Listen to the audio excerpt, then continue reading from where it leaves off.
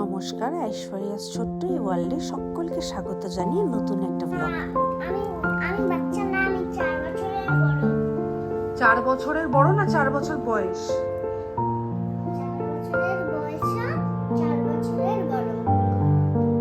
4 বছরের বাচ্চাকে না কেউ বড় বলে না। 4 বছরের বড়। 4 বছরের বাচ্চাকে কেউ বড় বলে না, বললাম তো। আমি তো বলছি আমি বাচ্চা না, আমি বড়। কোন অ্যাঙ্গেল দিয়ে তুই বড় রে? 4 বছর দিয়ে। এটা একটা জন্মদিন বাড়ি যাবো বলে ওকে তৈরি করে কোথায় যাবি তুই দিয়েছিলাম, এখন? কিন্তু ও নিজেকে তৈরি হওয়ার পরে অনেক বড় মনে করছে। আর সবসময় ও বলে থাকে Happy যে আমি birthday to you. সবথেকে বড়, বাড়িতে যত সদস্য লিপস্টিক আছে পরেছিস তাদের কেন? সবথেকে বাচ্চারা বড় কি ও। লিপস্টিক পরে? পাকা পাকা কথাগুলো শুধু কে শুনে। বলেছে? ওড়নাটাকে নিয়ে এত ঢং করলে ওড়না নিয়ে নেবে। কি বলেছে?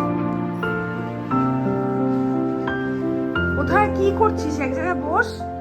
আমি খেলবো।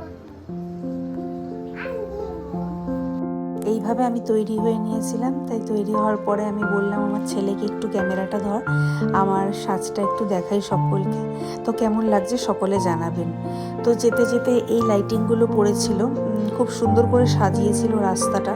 তো রাস্তাটাতে যখন যাচ্ছিলাম কন্টিনিউ মেয়েটা বলছিল মা কখন পৌঁছবো, কারণ সাউথ থেকে নর্থ অনেকটা দূর ছিল। এটা আমাদের বাড়ির থেকে প্রায় 1.5-2 ঘন্টা সময় লেগে গিয়েছিল। এটা একটা বার্থডে বাড়ি ছিল, 5 ইয়ার্সের বার্থডে আমার হাজব্যান্ডের অফিস কলিগের। এই যে লাল ড্রেস পরা মেয়েটি দেখছেন, মাথায় হেয়ার ব্যান্ড দেওয়া, ওরই আজকে জন্মদিন ছিল।